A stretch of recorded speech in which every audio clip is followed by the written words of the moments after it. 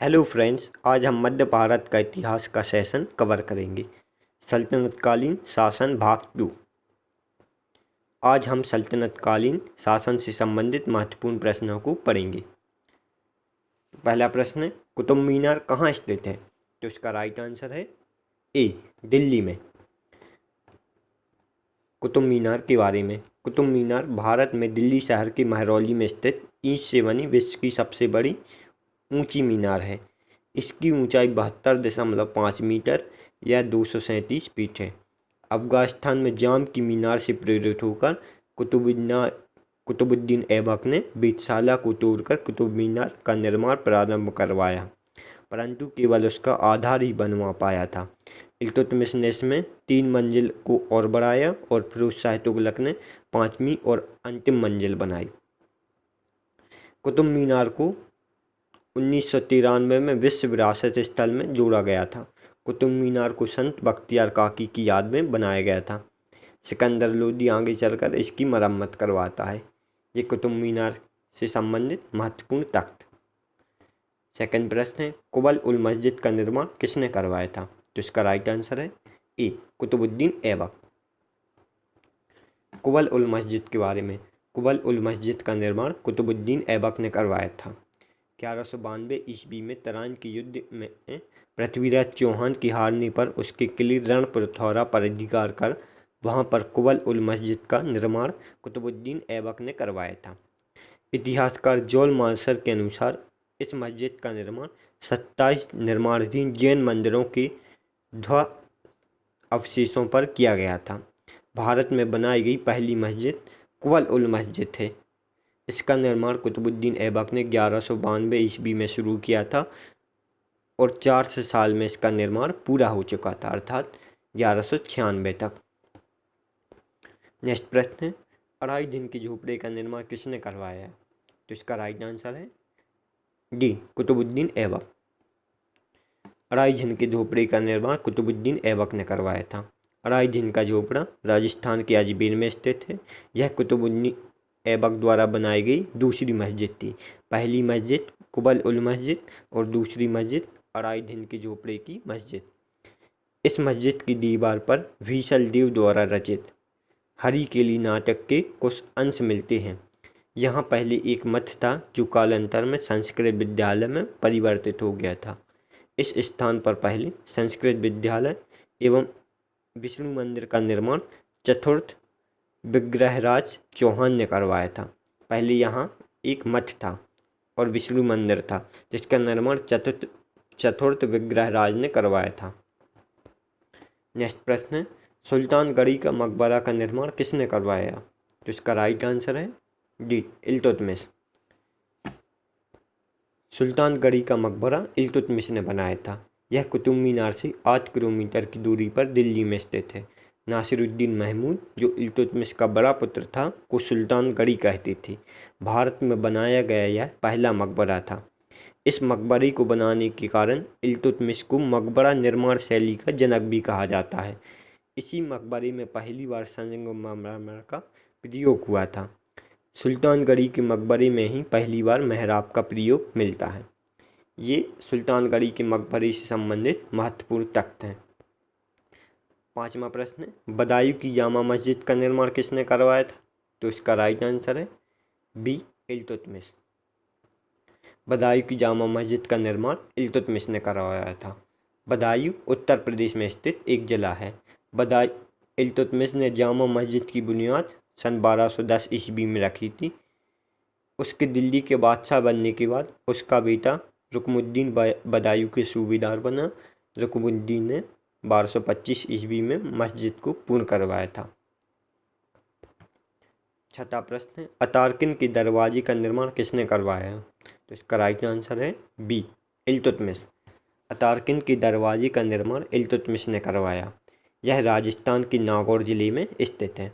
अतारकिन के दरवाजे से ही प्रेरित होकर अकबर ने बुलंद दरवाजे का निर्माण करवाया था, जो फतेहपुर सीकरी में स्थित है। अतारकिन के दरवाजे को आगे चलकर मोहम्मद बिन तुगलक ने जीर्णोद्धार करवाया था। नेक्स्ट प्रश्न, इल्तुतमिश का मकबरा किसने बनवाया था? जिसका राइट आंसर है बी, स्वयं इल्तुतमिश ने। इल्तुतमिश की मकबरे का निर्माण स्वयं इल्तुतमिश ने करवाया था। यह मकबरा दिल्ली के कुतुब मीनार के पास स्थित है। सन 1235 में इल्तुतमिश ने इसे खुद बनवाया था। यह मकबरा एक गुम्बद से ढका हुआ है। ऐसा माना जाता है कि यह गुम्बद गिर गया। इसके बाद फिरोज शाह तुगलक ने दूसरा गुम्बद बनवाया था। 8वां प्रश्न है, मोइनुद्दीन चिश्ती की दरगाह का निर्माण किसने करवाया था? तो इसका राइट आंसर है बी, इल्तुतमिश। मोइनुद्दीन चिश्ती की दरगाह का निर्माण इल्तुतमिश ने करवाया था। यह अजमेर राजस्थान में स्थित है। इसका विस्तार आगे चलकर अलाउद्दीन खिलजी करवाता था। 9वां प्रश्न है, बलबन का मकबरा और बलबन का लाल किले का निर्माण किसने करवाया? तो इसका राइट आंसर है सी, गयासुद्दीन बलबन ने।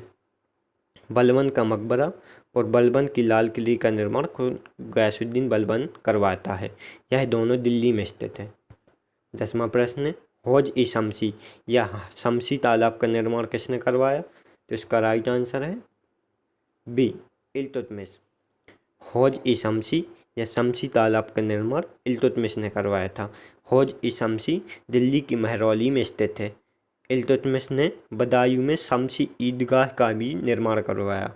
बदायूं में इसने जामा मस्जिद भी बनाई और शमसी ईदगाह भी बनाया। और हौज ए शमसी या शमसी तालाब दिल्ली में स्थित है, जो इल्तुतमिश ने बनवाया था। 11वां प्रश्न है, शीरी के किले का निर्माण किसके द्वारा किया गया था? तो इसका राइट आंसर है अलाउद्दीन खिलजी।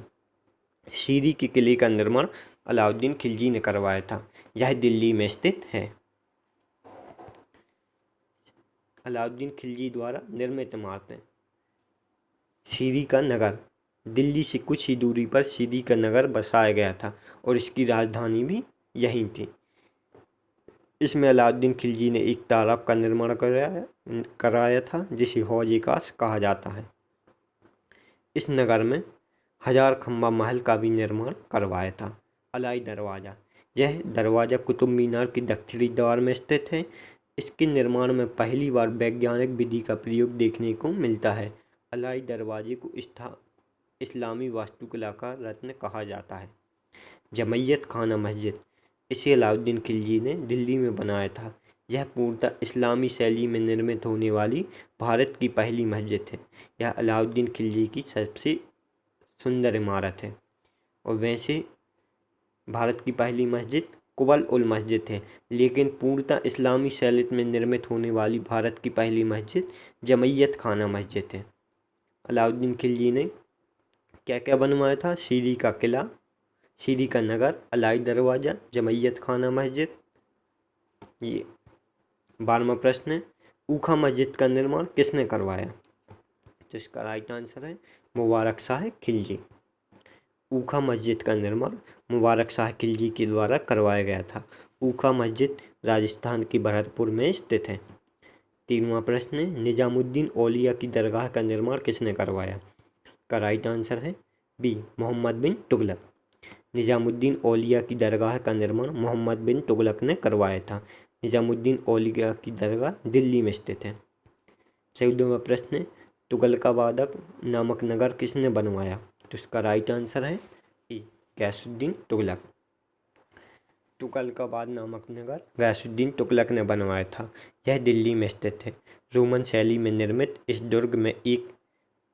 इस नगर में एक दुर्ग का निर्माण भी हुआ है। इस दुर्ग को 56 कोट के नाम से भी जाना जाता है। गयासुद्दीन का मकबरा, इसे स्वयं गयासुद्दीन तुगलक ने बनाया था। यह दिल्ली में स्थित है। मोहम्मद बिन तुगलक द्वारा निर्मित इमारतें। बेगमपुरी मस्जिद, आदिल शाह का किला, जहाँपनाह नगर, स्वर्णद्वारी और बाहरा खम्बा का निर्माण मोहम्मद बिन तुगलक ने करवाया था। बेगमपुरी मस्जिद, इस मस्जिद का निर्माण मोहम्मद बिन तुगलक के द्वारा दिल्ली में करवाया गया था। आदिलाबाद का किला, इसका निर्माण मोहम्मद बिन तुगलक द्वारा दिल्ली के निकट करवाया गया था। जहाँपनाह नगर, मोहम्मद बिन तुगलक द्वारा दिल्ली के निकट निर्मित नवीन नगर। स्वर्णद्वारी, कन्नौज के निकट मोहम्मद बिन तुगलक द्वारा गंगा नदी के तट पर बनाया गया नवीन नगर। वाहरा खम्बा, यह मोहम्मद बिन तुगलक द्वारा दिल्ली में बनाया गया था। मोहम्मद बिन तुगलक द्वारा निर्मित इमारतें। पलाहबाग और विजय मंदिर, यह दोनों दौलताबाद की इमारतें हैं। यह महाराष्ट्र के औरंगजेब के पास स्थित है। दौलताबाद मोहम्मद बिन तुगलक ने इसे अपनी राजधानी बनाया। यह महाराष्ट्र के औरंगजेबाबाद के पास स्थित है। और सतपला मोहम्मद बिन तुगलक द्वारा 7 महरों वाला एक 2 मंजिला पुल की स्थापना की गई थी। यह दिल्ली में स्थित है। फिरोज शाह तुगलक द्वारा इनमें निर्माण थे कोटला फिरोज शाह, कुश्क-ए-शिकार, फिरोज शाह का मकबरा और खान-ए-जहां तेलंगानी का मकबरा। ये सब इमारतें फिरोज शाह तुगलक ने बनाई थी।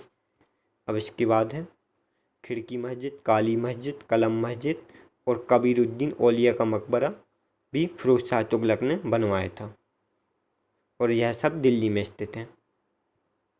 और लोदी काल की प्रमुख इमारतें, बहलोल लोदी का मकबरा, इसे सिकंदर लोदी द्वारा बनाया गया था। यह दिल्ली में स्थित है।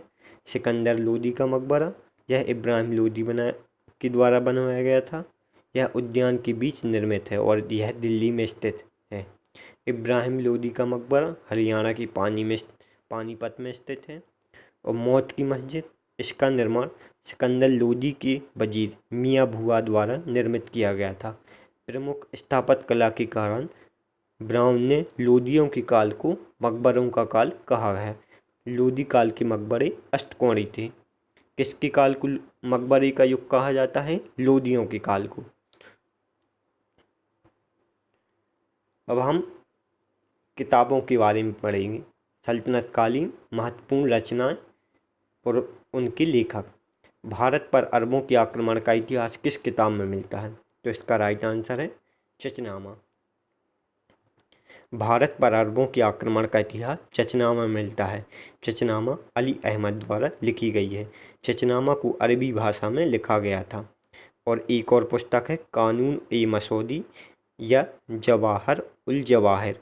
इसमें सिंध पर अरब आक्रमण की चर्चा की गई है। इसके लेखक अज्ञात हैं। ये होगी भारत पर अरबों के आक्रमण का इतिहास वाली पुस्तक। 16वां प्रश्न, तारीख ए सिंध या तारीख ए मासूमी किसके द्वारा लिखी गई है? जिसका राइट आंसर है बी, मीर मासूम। तारीख ए सिंध या तारीख ए मासूम मीर मासूम द्वारा लिखी गई है। यह ग्रंथ चचनामा पर आधारित है और चचनामा अली अहमद द्वारा लिखा गया है। मीर मासूम अकबर के समकालीन थे। इस पुस्तक में अरब आक्रमण से लेकर अकबर तक के इतिहास का वर्णन है। 17वां प्रश्न है खगोल शास्त्र पर आधारित पुस्तक किताब उल जिज की रचना किसने की है? इसका राइट आंसर है बी, अल फाजरी। खगोल शास्त्र पर आधारित पुस्तक किताब उल जिज की रचना अल फाजरी ने की है। ब्रह्मगुप्त द्वारा लिखित ब्रह्म सिद्धांत एवं खंड खाद्य का अरबी में अनुवाद भारतीय विद्वानों की सहायता से अल फाजरी ने किया था। ब्रह्म सिद्धांत का अरबी नाम इल्म उल साहिब रखा गया है। 18वां प्रश्न, मोहम्मद बिन कासिम ने विष्णु शर्मा द्वारा लिखित पंचतंत्र का अरबी में अनुवाद करवाया था। पंचतंत्र का अरबी नाम क्या है? तो इसका राइट आंसर है ए, कलील दमना। पंचतंत्र का अरबी नाम कलील दमना है। 19वां प्रश्न, किताब उल यामनी या तारीख उल यामनी की रचना किसने की है? तो इसका राइट आंसर है ए, उतबी। किताब उल यामनी या तारीख उल यामनी की रचना उतबी ने की थी।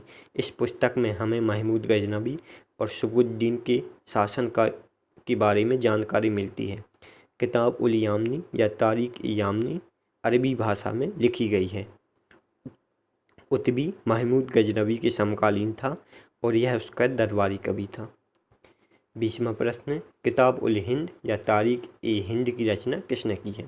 तो इसका राइट आंसर है ए, अल बरूनी। किताब उल अल बरूनी के बारे में किताब उल हिंद या तारीख ए हिंद की रचना अल बरूनी ने की थी। यह पुस्तक अरबी भाषा में लिखी गई थी। अल बरूनी ने पुराणों का सर्वप्रथम अध्ययन किया था। अल बरूनी ने कपिल मुनि के सांख्य दर्शन और पतंजलि की महाभाष्य का अरबी में अनुवाद किया था।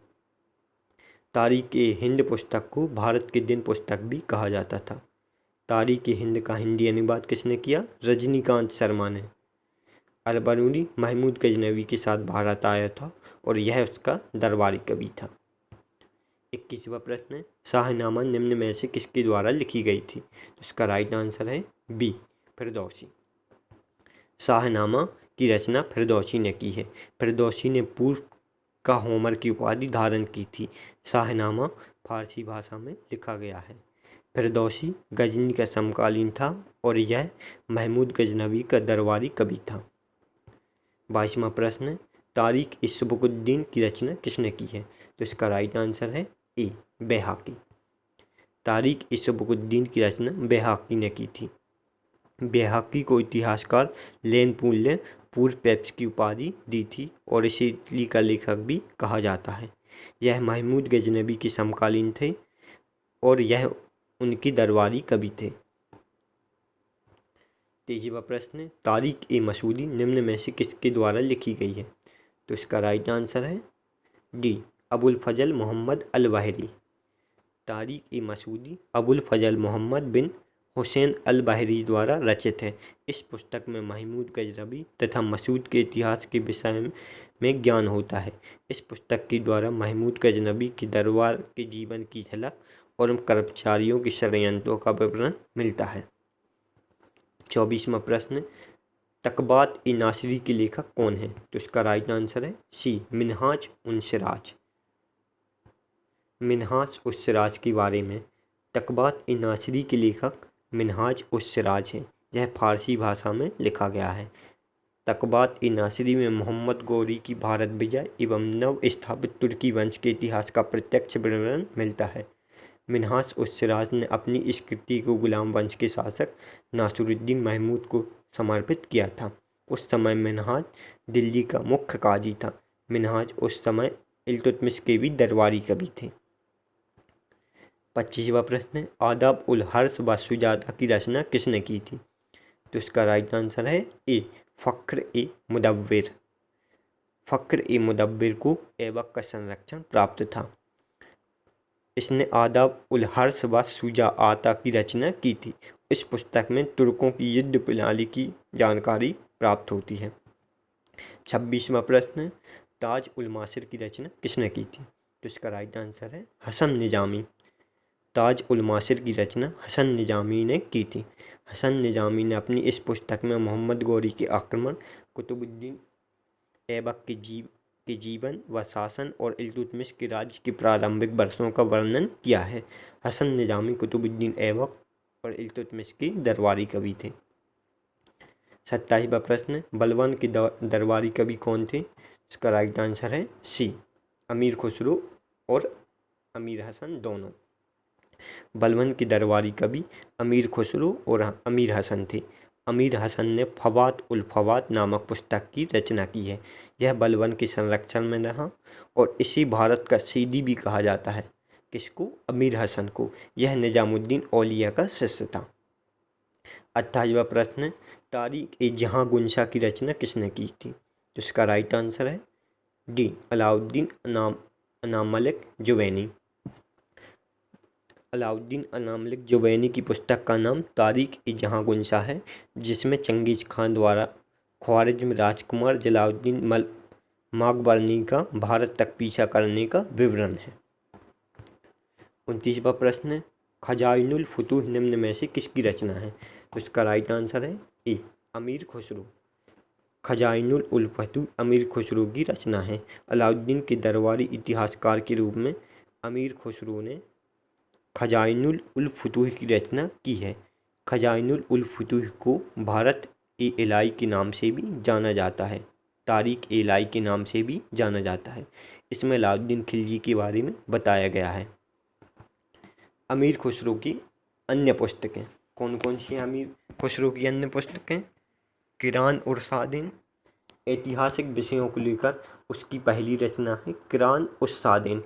यह उन्होंने 1279 ईस्वी में लिखी थी। इसमें बुगरा खां और उसके बेटे कैकुबात के मिलन का वर्णन है। मुफ्ता उल फतूह की रचना उन्होंने 1991 में की थी। इस रचना में उन्होंने जलालुद्दीन खिलजी के सैन्य अभियानों के बारे में बताया गया था। खजाइनुल उल फतूह, जिसे तारिक इलाई के नाम से भी जाना जाता है, अलाउद्दीन खिलजी के शासनकाल की 15 वर्षों का विवरण है। तुगलकानामा खुसरो की अंतिम ऐतिहासिक मंशा भी है तुगलकानामा।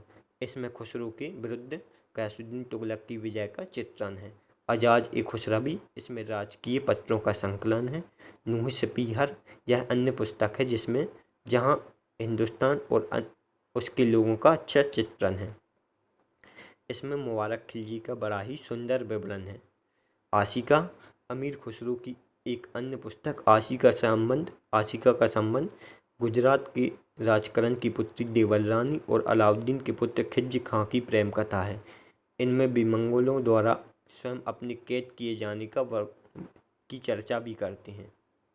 30वां प्रश्न है, तारिक ए फिरोज शाही के लेखक कौन थे? तो इसका राइट आंसर है डी बर्नी।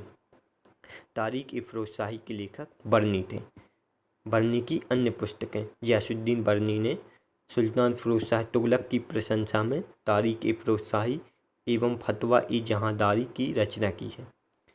गयासुद्दीन बर्नी की अन्य कृतियाँ कुबल और तारीखी सना ए मोहम्मदी और हसरतनामा थी। इसने फिरोज शाह तुगलक को आदर्श बताया है। इसमें बलबन से लेकर फिरोज शाह तुगलक का वर्णन है और यह 17 वर्षों तक मोहम्मद बिन तुगलक के संरक्षण में भी रहा है। कौन? बर्नी। 31वां प्रश्न है, सियासतनामा के लेखक कौन है? तो इसका राइट आंसर है डी निजाम उल मुल्क तुसी। निजाम उल मुल्क तुसी ने सियासतनामा ग्रंथ की रचना की है। इस ग्रंथ में तुर्की शासकों में प्रचलित दास व्यापार, दास व्यवस्था, प्रशिक्षण कार्यों की जानकारी मिलती है। 32वां प्रश्न है, दीवान ए चाच और शाहनामा के लेखक कौन है? तो इसका राइट आंसर है बद्र ए चाच। दीवान ए चाच और शाहनामा के लेखक बद्र ए चाच है। दीवान ए चाच में मोहम्मद बिन तुगलक की प्रशंसा की गई है और उनकी शान में कसीदे पढ़े गए हैं। 23वां प्रश्न है, तारिक ए मोहम्मदी के लेखक कौन थे? तो इसका राइट आंसर है मोहम्मद बेहमद खानी। तारिक मोहम्मदी के लेखक मोहम्मद बेहाद खानी थे। इस पुस्तक को तारिक ए मुबारक शाही भी कहते हैं। 34वां प्रश्न, फुतू उसल सलातीन के लेखक कौन है? तो इसका राइट आंसर है इसामी। इसामी मोहम्मद बिन तुगलक का समकालीन था, लेकिन उनका ग्रंथ फुतू उसल सलातीन मोहम्मद बिन तुगलक की जगह बहमनी साम्राज्य का संस्थापक अलाउद्दीन बहमन शाह को समर्पित था। इस ग्रंथ में 999 से 1350 ईस्वी तक का वर्णन मिलता है। 35वां प्रश्न, रहला किसके द्वारा लिखी गई थी? तो इसका राइट आंसर है डी इब्न बतूता। रहला इब्न बतूता ने रहला नामक पुस्तक की रचना की है। यह मोरक्को का निवासी था तथा मोहम्मद बिन तुगलक का समकालीन था। यह 1333 ईस्वी में भारत आया था। 36वां प्रश्न, मलिक उल अल वसार की रचना किसने की है? तो इसका राइट आंसर है सी अल उमरी।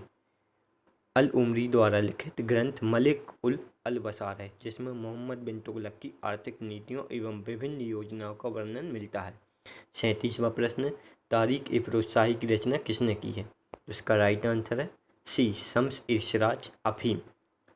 शम्स ए सिराज अफीम की अन्य पुस्तकें तारिक ए फिरोज शाही की रचना शम्स ए सिराज अफीम ने की थी।